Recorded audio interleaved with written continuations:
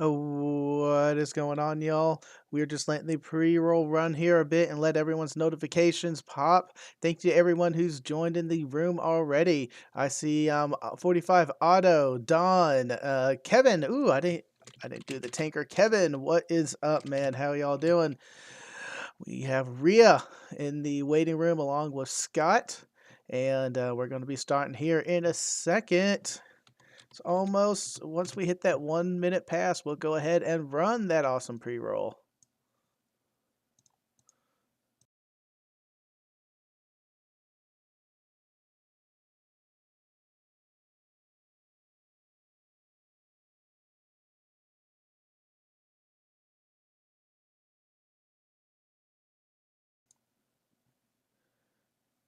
Just for your information, I'm dropping the audio right now. Oh, it's getting lower. It's getting lower. You know what that means? Transition time. What is going on, everybody? I'm Frank KG5HJ, and welcome to Tank Radio. Today I have a special guest. Rhea's going to be coming on, and we're going to be talking about the two House bills that were put up for committee. I think she knows all about. She's tons smarter than me, but before we get there, let's go ahead and do the normal thing. Play that awesome intro video. Transition.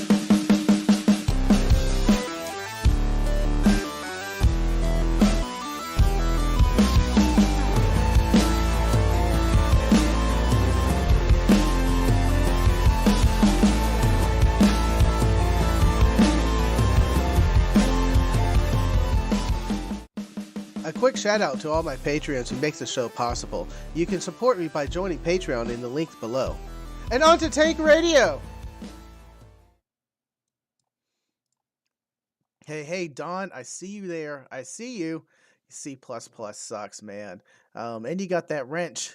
You should know better, man. What is up, y'all? Welcome to Tank Radio. Today we have a awesome guest. I haven't had her on in a while. She is amazing. She knows so much more than I do. I can't wait to get her on. But before we do, I'm going to say thank you to all my supporters again. To help me and the channel, go ahead and support me on Patreon and YouTube memberships. You find the link in the description below. And if you want, the Buy Me a Beer is still active. Go ahead and buy me a beer, and that should pop up on the screen when you go ahead and do that. Also, Gigaparts amazingly still has us a 5% off for all my tankers out there.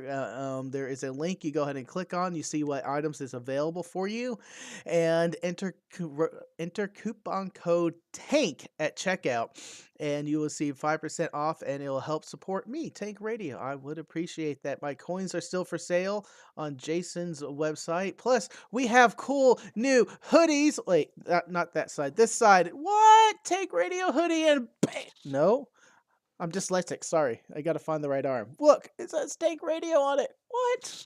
That is so awesome. That is being sold on Jason's website, Amateur Radio, or Grapevine Amateur Radio. I forgot the other link. I have to go to his tab. It has all his notes. And I think that's everything. My audio podcasts are still dropping. This will be dropped as an audio podcast when we are done. Go ahead and search Tank Radio into any podcatcher website or catcher you have, and I will be there. Let's go ahead and bring on Rhea and Scott, the trio. There it is. Hey guys, what's going on? Hey, what's going on, everybody? I'm sorry about the noise. It's the run up to dinner time, so we're cooking. It's all right. It's all right. Yeah. Scott, and it's been an exhausting week because I was at the ARRL board meeting. I hope my audio is good. Yes. That okay. You said they'll be done in a minute, so we'll put up with right. it. It's fine. It's okay, fine. You're gonna be done in a minute. Scott, man, welcome back. I appreciate you coming back and helping Absolutely, us out. as always. I'm hoping this will be a good in-depth discussion. So if y'all have any questions, Scott, my man, is going to be watching the chat room and pulling those and interjecting them when it makes sense, or bring them up at the end, and we'll just do a lightning round. Bang, bang, bang, bang, bang. But I think that's everything. All the pre-roll I had and all my notes. Man, I don't know. Jason does this for 7 minutes before he brings people on. I don't know how he does that. I get excited. I want to run through everything. Usually Scott's in my ears. Slow down, Frank. Yeah, Slow just down. breathe, man. Just breathe. Take your time. We got an hour here to fill. People are here to watch you, not worried about you rushing through it. Yes. But I saw on an ARRL article that in the House it's been proposed two bills. One bill limiting or restricting the HOA powers that they can restrict on amateur radio antenna to being put up, and another one about baud rates. So both of these are very important to us in the hobby. And I wanted Ria to come on and talk about this. I'm hoping she had, a helping hand behind the scenes, or the ARRL has our awesome, oh, I forgot what they'll call those people. Filibusters. No, not that. I blank on a name. Ria. Um, can you tell us a little about these bills here and what they're Yeah, about? sure. So let me start with the easy one, and I'll give you a little bit of background. So the ARRL, so those who don't know me, I am currently a director of the American Radio Relay League, ARRL, which is the National Association for Amateur Radio. I'm on the board of directors, and as such, we deal with governance. But what a lot of people don't know is that we're actually pretty much a working board. So there are a lot of things that we do. One of the things we've been working on for quite a long time is legislation and advocacy within amateur radio to get things that we need. So one of the things we do in amateur radio is disaster communications, emergency communications. We're learning. We also do, radio as a recreational aspect, but a lot of our value to the American public is in what we can do when all else fails. Of course, that's not going to be all the time. We hope that we have good stuff all the time, but sometimes stuff fails. Anyway, I'll bring up the first bill if you don't mind, Frank. If I could just share the screen here. All right. I could go ahead and show it if you want, but I could give you a link and you could show. But anyway, it would be nice if I could show you. I got this page, or let me go ahead and open it up. I wanted to get the first one from 9664 from Lesco. 9664? Yes, that one. Okay. So this is the Amateur Radio Communications Improvement Act, right? And this is basically a nice way of saying getting some of the long-standing restrictions on amateur radio pretty much modernized in order for us to fulfill our mission. One of these things is so historically amateur radio has had a sort of like a kind of I want to call it not really interest balancing, but more along, certain restrictions were placed on amateur radio modes, such as digital data modes. And one of these restrictions was that the maximum symbol rate, meaning the data rate that goes through any amateur digital communications on HF is limited to 300 baud. Now, I don't know about you and me, but I equate 300 baud with these suction cup modems that you had in the 1980s, which you were bad back then. Yeah, I knew I would get Scott to chuckle for that, right? That kind of is not really in tune with modern times, and you have especially the various modes that make up emergency communication, such as WinLink and VARA, that need the higher data rates to pass traffic. What's been happening is every hurricane season, we've been putting in requests to the FCC for waivers for the rule, and then the FCC grants it until the end of the hurricane season, and then we're back to square one. We would like to just have this permanently updated so that we don't have to do that, one, and two, maybe we could experiment with a few more different data modes. Of course, we do have the bandwidth limit of 2.8 kilohertz proposed, so that we don't blow out everything. That somebody doesn't drop a 30 kilohertz wide signal in there, passing, I don't know, Netflix or whatever, running a data. Okay, so that's a reasonable piece of legislation. Some people, one of the criticisms people had is that this was introduced at the end of the session, but reality is that it will be introduced, and it will be it will be introduced and it will be followed up on. This was just to get it. This initial thing in 2022 was just to get it out there for people to look at, and then maybe get the amateur radio community especially ready for this legislation. You'll notice the sponsor is Representative Debbie Lesko, and if you've heard that name before, it's because she also sponsored a resolution. I'm not sure if it was a resolution or she sponsored recognition for amateur radio. I believe she sponsored an amateur radio day or something like that in Congress. She's a friend of ours, and we're very glad to have her on, basically as sponsoring this legislation. So even though it was put into the committee or proposed to the floor, I forgot the technical term. It is still a valid bill. It doesn't matter that it was put in at the end of the last session. It's still, there's still talk about it, or they're going to resubmit it. Well, it's going to be resubmitted, obviously. Okay. And whatever final form this legislation takes, it will have to be reintroduced. It's not just put in at the end of the session to just die and then say we did something. Now, you said that they grant it every year when you guys make the request, and at the end of hurricane season, they revert back to the old way. Is there a logical reason behind that, rather than just leave it alone? Yeah, that is a good question, and it's one we're trying to answer. So we have a long-standing petition in the DFCC to permanently adjust the rules. For some reason, they've just not acted on it. I mean, there are reasons to speculate why, but they just haven't acted on it. And, it's very peculiar why they would grant the request for hurricane season or for California wildfires, and then when all that's done, put an end date, and then, you go back. And they would narrowly restrict it to emergency communications. Interesting. So, I mean, hurricane season is pretty much a 6-month time frame, right? May to November? June to November. Well, it might be May now, but June to November is generally what I was taught as a kid growing up in the Caribbean. I just wonder, if you have it for 6 months out of the year, then why just have the other 6 months? If the first 6 months nothing drastic happened, there's no catastrophes with radio and people misusing it, then just leave it alone. Yeah, there are concerns, and I know a lot of those concerns are valid, to be honest. I do think that in the end, though, amateur radio should be self-regulating.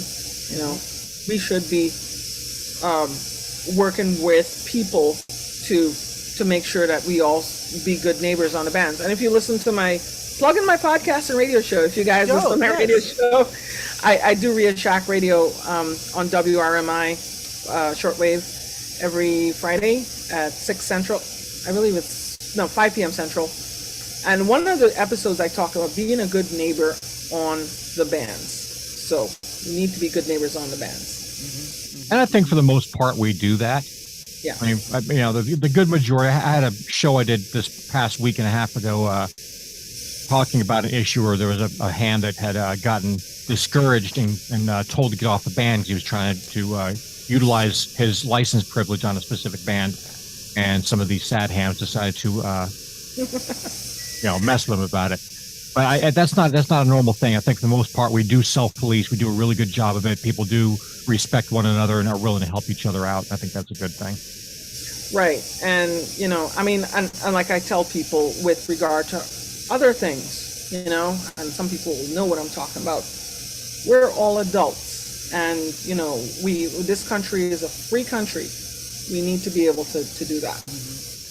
The interesting thing, you did note on it, they're removing the baud rate completely, as long as it doesn't go wider than a 2.8 kilohertz bandwidth.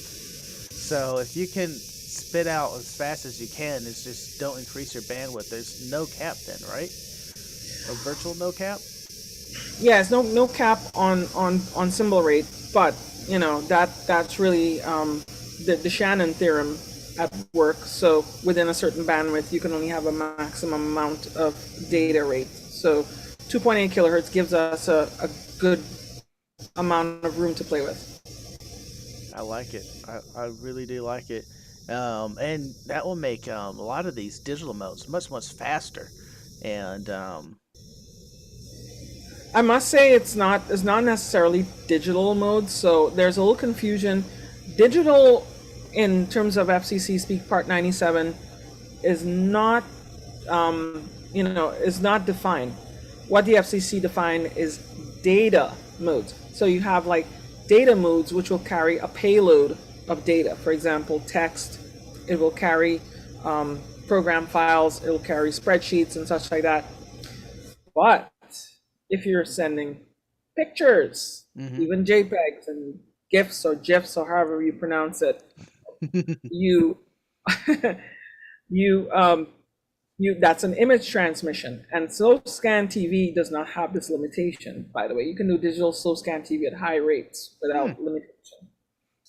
I know somebody asked that in the audience. I did see that. That's what I was trying to circle back to. But yeah, awesome, awesome. So Uh, the reason we went to the FCC, like I said, is because the reason we went to Congress is because the FCC has sat on this a long time, and other things. They basically said, well, if you can get Congress to tell us to do this, we'll do it. So we said, you know what, we'll ask Congress to do it. wow, that's interesting. Do we have any congressmen on our side on this that we know, people we know of, we could that people in the audience can write to and say, hey, we really support this. Please make this a priority. So the one thing I want to say is that we have some sponsors already. There will be calls to action to support this, and generally, you want to try to get your own congressman involved. Mine is Josh Gottheimer. He's a Democrat, and of course, there are Republicans and Democrats, and I think they're independents. This is a bipartisan issue. We want to make sure that we have, because ham radio is bipartisan. I don't think there's any red or blue in ham radio. Yeah. There's only radio frequencies. Mhm. Mhm. Yeah. So eventually we will have tools for you to reach out and touch someone in Congress. Once I guess it gets closer to the voting dates, because the big first step is committees, right? Get it to the committee on the read on the floor. Yeah, so, and I'll talk about the next bill next, Mhm. and how committees matter. So yes, committees do matter. These bills have to come out of committee, both in the House and the Senate. Awesome. You ready to roll to the next one? Yes, please. Awesome. There we go. The next one is HR 9670. Yes. We got it up on the screen. So it's important that this is from the 117th Congress. It is not from the current Congress. Mm-hmm. That was last year. I'm not sure if the bills were reintroduced. I believe they are. They will be. So, yeah. Getting the tail end of pressure cooking here. It's okay. So this bill is to limit restrictions HOA and private land deed restrictions have on amateur radio operators and their antenna structures. Yeah, so this essentially is closing the loop on a few issues, and I'll give you, for those of you who don't have any background in this, I'll explain exactly what this is. In amateur radio, in the FCC, we actually had a ruling by the FCC called PRB1. And PRB1, so what used to happen was hams used to go to their town hall, they used to ask for a permit to put up an antenna, or they just used to put it up and some busybody, Karen, come around and say, you can't put that up there, it's an eyesore, you got a permit for that? And then people were like, well, no. And then the town would take them to court and they would take it down and pay daily fines and all sorts of stuff. So PRB1 was a ruling from the FCC that said that there must be reasonable accommodation for amateur radio antennas when they're dealing with a state, local government entity. The only exceptions would be like for historical reasons, like you have a historically preserved house, a house is part of historic preservation. The problem is that the FCC said, well, we're not going to address private land use restrictions, homeowners associations. And there are people who will say that, well, you signed a contract, you agreed to live there. The reality is that that's true, but we find that sometimes the homeowners associations aren't really, given a fair shake, so to speak. Like they might just ban all antennas, and if they could, they would ban all antennas. And many have tried. Right, and they definitely shouldn't be able to do that. And it's not just amateur antennas, as I'll touch on in a moment. Mm-hmm. So, and the other thing is, if you go anywhere that's close to employment now, well, with remote work, that kind of changed the scene. But if you go anywhere that's close to employment, good schools, you look for a house, it's going to be very hard to find one without some sort of land use restriction, HOA or anything. And that's, I live out 50 miles from New York City. I live in a very nice area, but there's still places there with HOAs. Mm-hmm. And some of them will restrict antennas. So we wanted to craft something reasonable. There was an attempt previously with something called the Amateur Radio Parity Act. I found it to be a little too much of a compromise with us in terms that we were doing all the compromising and there was none on the other side. That previous one was championed by Michael Senko and 2YBB, who is my predecessor, and they encountered a lot of resistance. I don't expect this bill to go through without resistance. Let me just get that out there. A lot, yeah. Yeah, but we are prepared to definitely present a reasonable argument to get this done, and we have some defined things in there. Some of the highlights. By the way, I am not the author of this. This is the lobbying efforts were my good colleague and friend. I asked him to join, but he might be flying back from Hartford, Newington, Windsor, which is where we had the board meeting. We have it in Windsor, Connecticut. Asked him to join, but him, Fred, John and Robert Stratton, N5A US. You might know him, Frank. He's your division director. Yes. I talked to him several times. Right. So he is one who is on that legislative advocacy committee, and he basically is the one who is advocating for this legislation. Then you have Fred Hopengarten, K1VR, and Fred. Those who know the name Fred Hopengarten would know that Fred literally wrote the book on amateur radio zoning. So Fred was a director. Unfortunately, he lost his election. I say unfortunately because I really loved working with him.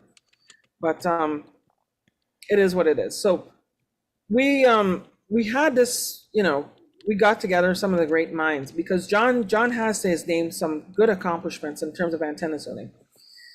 In Texas, he got some legislation. I believe he might have got the legislation passed concerning flagpoles. Mm-hmm. And we all know how hams could be very patriotic when their flagpole could radiate RF. Yes. So, right? God bless America. You're 5'9". Mm-hmm. So I tell, I say that we do also have legislation that requires homeowner associations to allow display of the American flag. And we think that that is also a good way to get the antenna situation straightened out, because the number one concern that HOAs have with antennas is the visual impact. And the visual impact of a flagpole, right? Mm-hmm. No matter whether or not you have a piece of coax and a balun attached to it, is the same. So if you allow flagpole antennas, it's going to be, it should be okay to allow, if you allow flagpoles for displaying the American flag, it should be okay to allow flagpole antennas with a flag on it. So this will be one of the highlights. The other thing is, have any of you heard of the OTARD rule? Scott, have you heard of the OTARD rule? I have not. No. Okay. So the word sounds familiar, but I don't know what it is. Yeah. The OTARD rule is the over-the-air reception devices rule by the FCC. it basically says that an HOA cannot prohibit you from putting up a television antenna to receive TV broadcasts. It cannot prohibit you from putting up a small satellite dish to receive direct-to-home satellite TV. It also cannot prevent you from putting up a wireless internet antenna.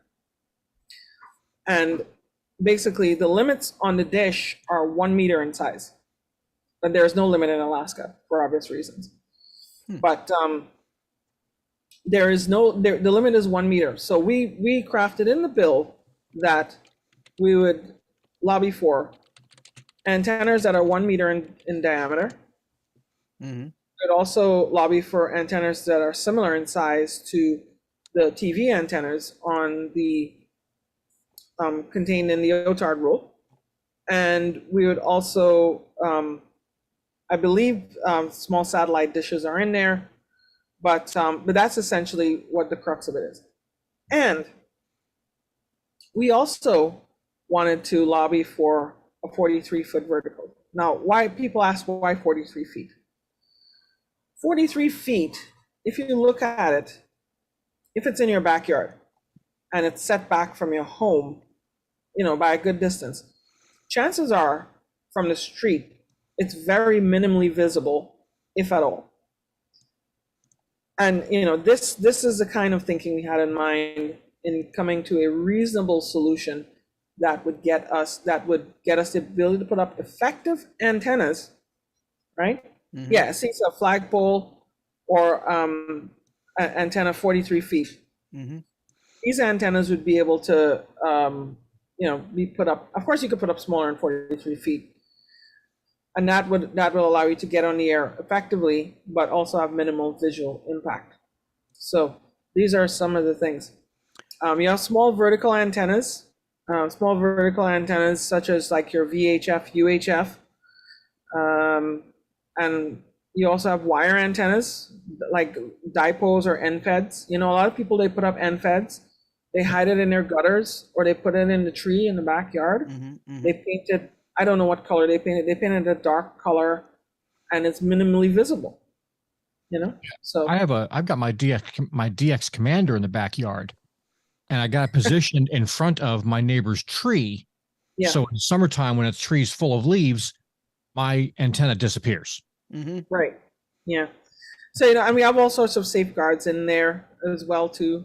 And these are antennas that don't require prior approval, meaning that you can just put them up. You don't have to go before a planning board with the HOA or anything like that. And we think that's reasonable. Of course, anything larger, you have to seek permission. We don't want the ability for people to put up 200-foot towers, rotating towers with stacked beam antennas. We don't want basically K3LR in a subdivision. Sorry, Tim. Yeah. It was interesting to me when I read this. You called out antennas less than 1 meter or 1 meter in diameter, and then you said also antennas. Is this the vertical antennas with the height? Oh, it's the height. I was just trying to understand the difference. If it was just 43 feet in length, that should be covered. But I guess this is the 43 is up to the height. Yeah, 43 is height. And the length on wire antennas is basically just as necessary for the frequency. But yeah, 1 meter or less diameter or diagonal measurement. So this is like a Yagi, Yeah. Cool. So it's like a Yagi. Yeah. So the meat of this bill was talking about is going to be removing all restrictions on that HOAs and deed restrictions have, as long as it falls under those requirements that we were just talking about, right? So it's important that it doesn't remove the restrictions. It just puts these reasonable accommodations in that you're still bound by your deed. It's just that these now don't require prior approval, right? Yes. Yeah. So you still, it's not like we're totally usurping the HOA. That's not the intent at all. The intent is to provide a reasonable accommodation. When I was reading through this, also it says if there after this pass, after this bill passed, and there is no I found it at 3C deemed approval. If there's no approval process for any antenna structure already in place, they can't go back and put one in place. But also, Right. any approval that is existing pre Hmm. this bill is still in place, and you have to get potential priority approval from them. That part I was kind of confused on for here, existing approval. Yeah. So if there is if there is a requirement to submit an application prior to installation, Mm-hmm. um, you know, no further approval of the antenna may be required unless, like for example, this is basically, um, so this basically is to prevent them perpetually from changing requirements and asking for permits every year or something, Mm-hmm. Mm-hmm. unless the antenna is significantly changed. So for example, let's say you put up a 43-foot vertical, and then you decide to extend that to 66 feet. You are going to have to put that before your board. Mm-hmm. Yeah, exactly. Yeah, so Del Fargas nailed it. You can't give someone a ticket now for driving through a stop sign in 2006. That's a legal concept known as ex post facto. Mm-hmm. Yeah. All right. Interesting. Yeah. So this is a reasonable legislation that we've come up with, and a lot of thought and care and a lot of experience from both John and Robert Stratton and Fred Hopengarten were put into it. And these guys are the experts in this sort of sorry. It's all right. Yeah, in this sort of thing. The light kind of fell off.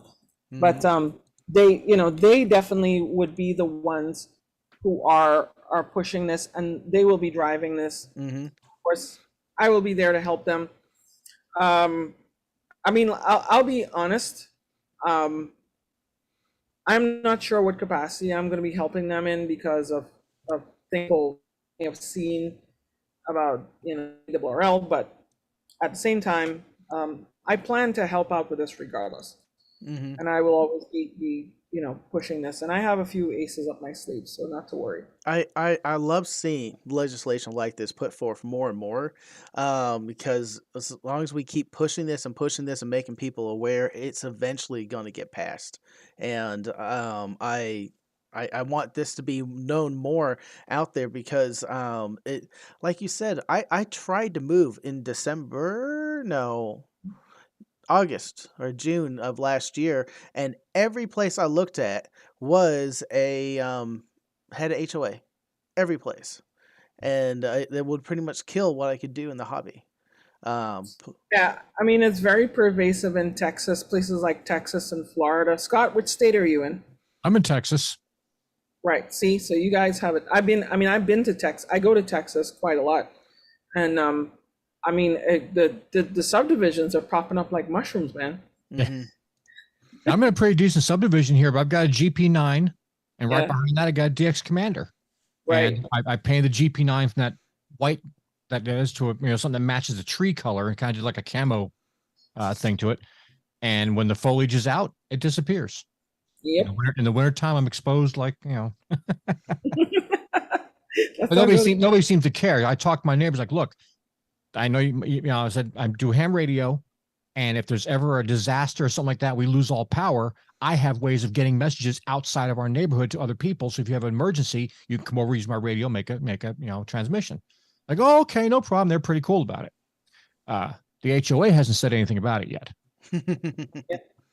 Well, it is what it is that. I mean, like, look at Puerto Rico. Oh, they get flattened by hurricanes. I'm sure you guys in Texas get hurricanes every season. I think. Mm-hmm. Every So- once in a while. Yeah, there might be a situation where your comms go down, and a lot of what ham radio is for is like health and welfare traffic. Like, your relatives in another state might be wondering, gosh, Scott and Frank are in Texas. I want to know if they're alive, Right. or even their neighbors. Their neighbors could go and check, and we could check into that and say, yeah, we're fine. We're just this, that, and the other. Hmm. So yeah. I love seeing. Go ahead. No, go ahead. I said I love seeing the ARRL pushing this and writing their articles and making this well known and getting more and more people behind this. And I that's one thing I feel like we don't have a lot of exposure. Or at least I haven't seen a lot that the behind the scenes stuff that y'all do to help and help with the legislation of this hobby and help us retain our bands. Yeah. Yeah, and amateur radio, we definitely need to have more people in the hobby. I mean, generally, of course, and if people are getting restricted by their HOAs, then not going to be a lot of motivation for them to get in. Mm-hmm. Well, I think a lot of that's because, the majority of the population out there doesn't know that ham radio exists. I still run into people that see me at the park and like, oh, what do you know? Oh, I'm a ham radio operator. Oh, ham radio, what's that? And they're instantly thinking, food. So I don't think people just generally, because we live in a digital world. Everybody, everybody's entire life is on one of these, and ham radios is not a priority for them to learn about. So there's an ignorance a general ignorance in the populace, I believe, that doesn't know what ham radio is. If they were more exposed to it, knew that it was out there, and what the services that we have and shown importance, maybe be more widely accepted. Yeah, I see somebody commenting this action doesn't snowball chance of flag will pass. Okay, you know what? You're entitled to that opinion, and I will say this: we won't know unless we try. Yep. And we are definitely going to. The ARRL is going to allocate resources to this, and we are going to watch and see how successful we are. If it fails, it fails. If it succeeds, we get something from the community.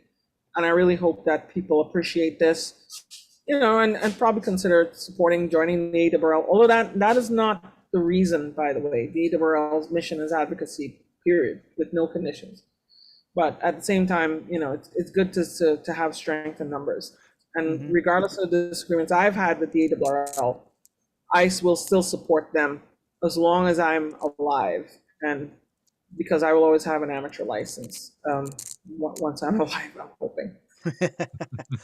I love to see these efforts. Plus, if we just keep pushing, and then we get more and more senators on our side knowing about this. Well, they keep seeing it come across their desk. They're like, maybe this is something that we need to get past, because when those hurricanes hit down in Puerto Rico, what was the first communications on and off that island?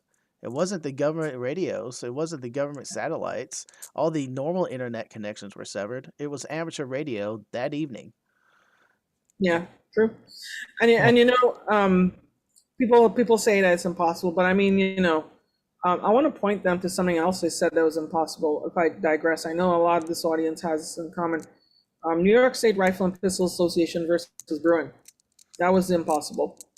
And, Yep. We got that, and it's had great effect in New Jersey.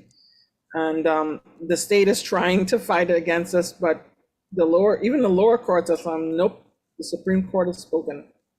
It is a right. Mm-hmm. Well, I think, this bill, the HOA bill, we have 779,545 ham radio operators in the United States as of today. Mm. And this is a bill that I think every single one of those people should be on board with, should be in support of, and should be contacting and bombarding Washington with this. They work for us. We're not their servants. They're our servants. Exactly. They're public servants. Yeah. Now, let me explain a little bit about past efforts in terms of committees. So one of the things we had, so the bill last time that we had actually passed in the House.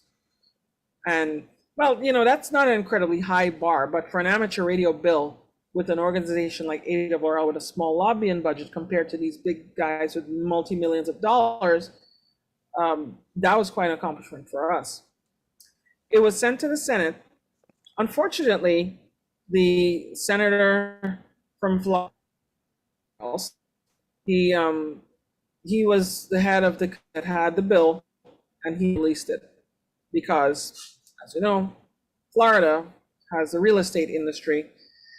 But something magical happened the elect happened, and the senator from Florida, Mr. Nelson, he ended up losing his election, and he ended up basically losing, ironically, and I'm not saying it's all hams, but the number of votes he lost by is roughly equal to the number of hams in Florida. Oh no. Well, that's a sign, okay? Uh-huh. Uh-huh. Oh man. Um, are we saying something, Ria? No, I don't know Uh, if my transmission broke up or something. you're good. Um, yes, we just need to make this known to our senators, and this is important to us. So, are they going to have to reintroduce the bill in this current session, or? Yes, so the bill will be reintroduced. I'm not sure if it has been yet. I have to talk to John and Fred about that. And definitely, if you are a member of the ARRL, you will be getting email blasts from the ARRL. If you're not a member of the ARRL, I won't hold that against you. That's okay. You know what? I'm hoping, that I always tell people your membership is earned, is not granted. So I tell people, at least work with your local clubs, because a lot of the local clubs will be passing out the information on how to contact them, and keep your eyes on the website as well. And the website, ARRL.org, will have news items about this. ARRL recently hired a new public relations manager, and she's W5DX Sarah Harap. I don't know how to pronounce her name. Sarah Harap, W5DX. So she might be working on some of this efforts, public Awesome. relations. Awesome. So, what else is the ARRL up to, other than trying to push these and lobbying for us? We got a little extra time here, so what else Yeah, is going sure.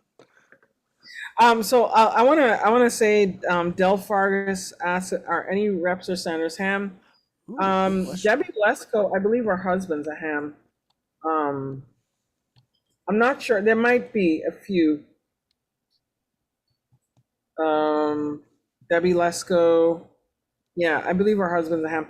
But there are people there who are ham friendly. There might be one or two hams in there. I'm not 100% sure. Like I said, I'm not in the legislative advocacy.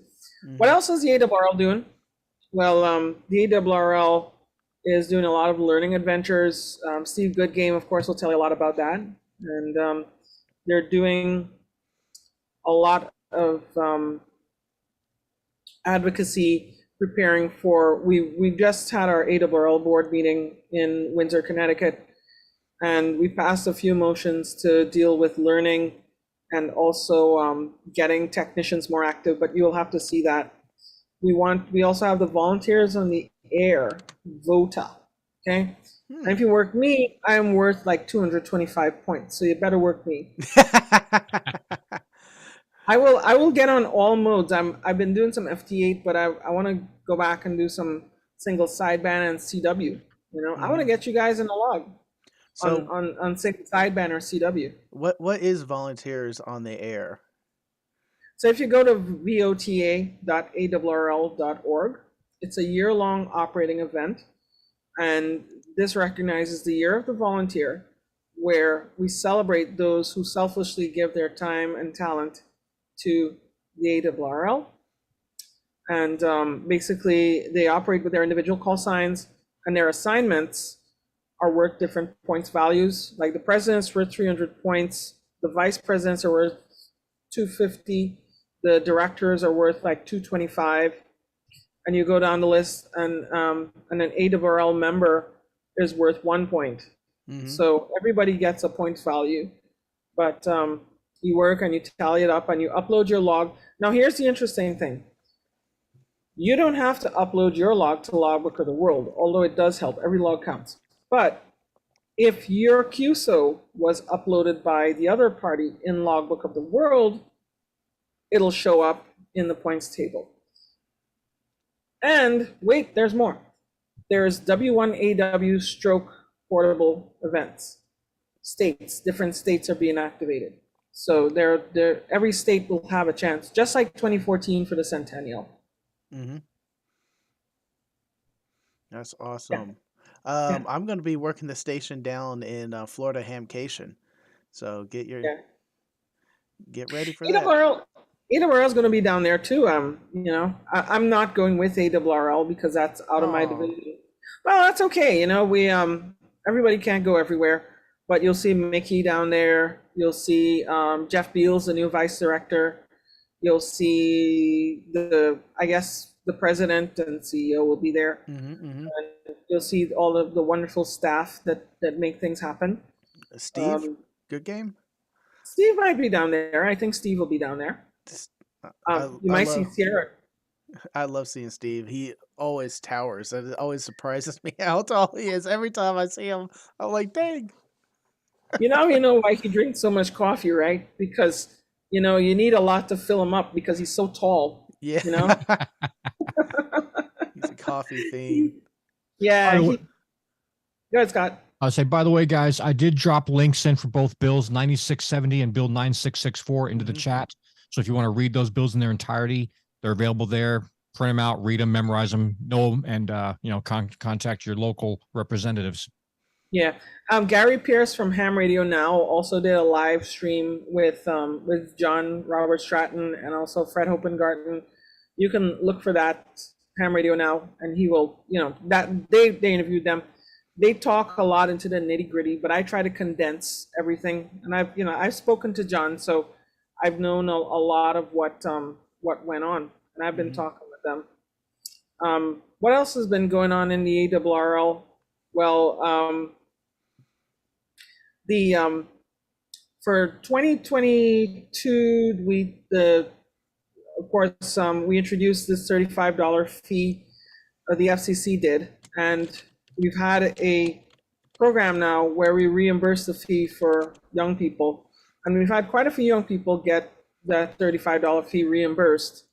So if you know a young person who's getting into amateur radio, tell them do their exam with the ARRL VEC, and they will get reimbursed that $35 if they're under 18 and they pass the exam.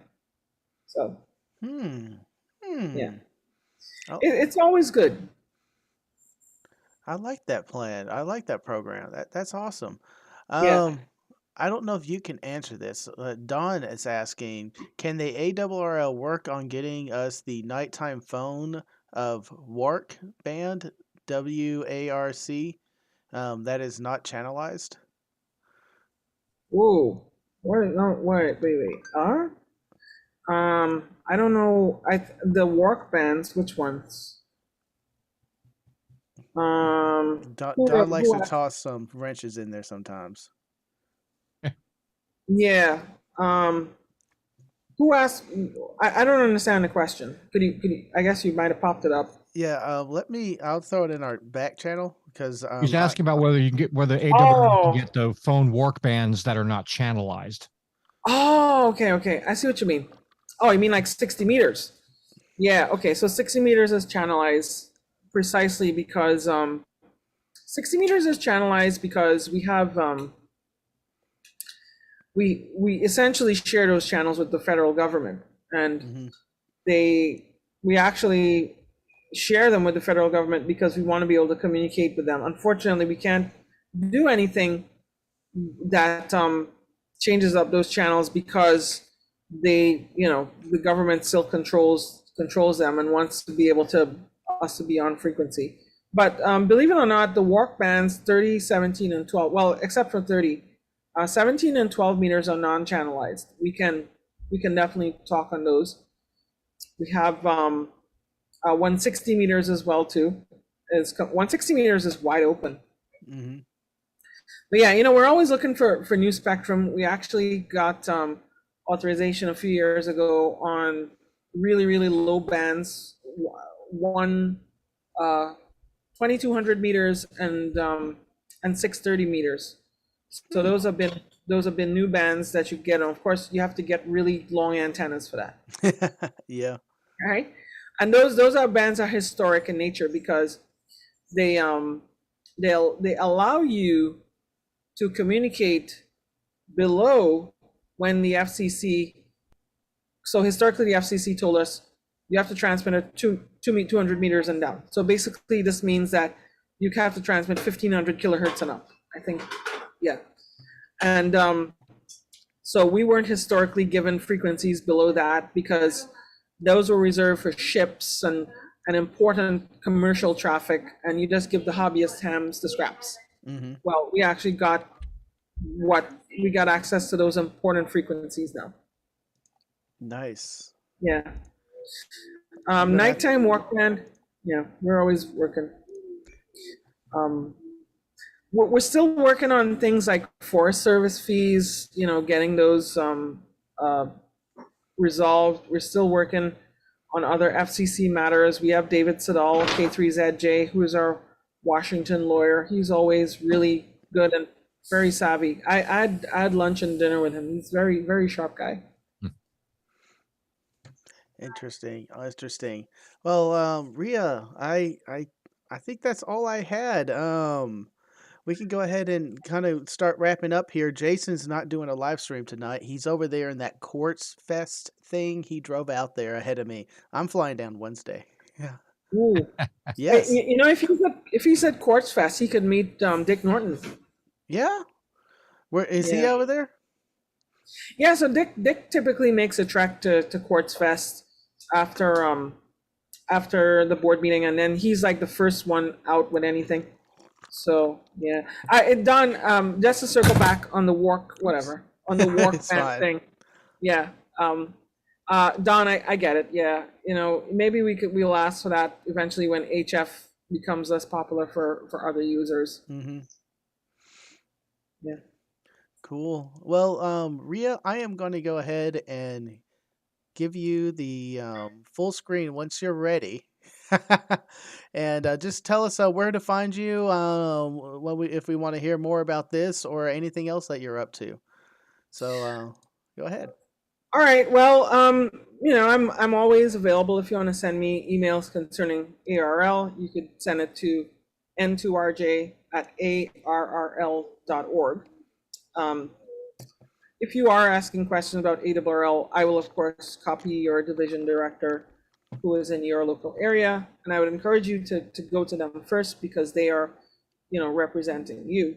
You can find their information in the front pages of QST magazine. If you want to find me about other ham radio stuff, you can check out my YouTube channel, youtube.com/@n2rj. I've not been posting much content lately, but I plan to get back into the fray. I also have a shortwave radio show, Ria Shack Radio, which is available on WRMI shortwave, usually 4980 and other frequencies. Also available wherever you get your favorite podcasts, and Apple, Google, Amazon, TuneIn, wherever. So yeah, that's what I got, Frank, and thank you for having me. Thank you for coming on. I appreciate you giving us time and talking about this because you did it so much more eloquently than I could have muddled through this topic, and I appreciate it. Well, thank you, Frank. It's always a pleasure. And Scott, thank you. Yeah, thank you. Scott, it is your time. Tell us where we can go find you and anything about you, and mostly where we find your cooking. Oh, the cooking's a secondary channel. I'm gonna stick with the ham radio stuff for now. You can find me at hamradiofornontechies.com, or you can type in HR4NT. That is Hotel Romeo 4 November Tango on Google, and I show up on every single page. I'm all over Patreon, Twitter, Facebook, Odyssey, Rumble. I'm everywhere you want to be. But yeah, I try to put out good videos at least once or twice a week if I can. Sometimes I run out of material, or sometimes life just kind of gets in the way, but I try to get stuff out there and keep you guys informed with proper information. And if I don't have the right answers, I try to find somebody who does and then bring them to you. So that's pretty much it. Awesome. Thank you, Scott, for joining. And thank you all for watching, and thank you to all my supporters who support me and allow me to do this for y'all. And coming up next on the channel is going to be Quartz Fest stuff galore. I got to figure out how I'm going to present that video. I'm going to try to upload a couple of times getting out there, and we'll just see what happens. But until next time, y'all, Go forth and conquer. Oh, wait. I didn't have the transition ready. Bye, everybody. I had that one. Where's the credits? Video credits. There we go. Bye. Thank you to all my Patreon supporters. You can support me on Patreon. There's a link in the description below. And to all my tankers out there, go forth and conquer.